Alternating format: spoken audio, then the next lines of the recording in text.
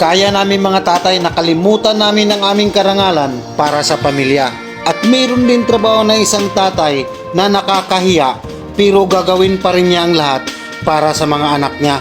Dahil maraming hindi alam na mga anak na ang trabaho namin mga tatay ay sobrang nakapababa ng uri ng aming pagkatao. Pero ginagawa pa rin naming mga tatay para sa aming mga anak. At marami din talagang mga anak na hindi nila alam na nakataya ang buhay naming mga ama para lang may mauwi sa pagdating ng oras na may makakain kayong mga anak at para sa gastusin sa araw-araw na pagdating ng oras sa pangangailangan para sa pag-aaral ng mga anak, yung pangbaon, may ibabayad sa school at pagkain ninyo sa school.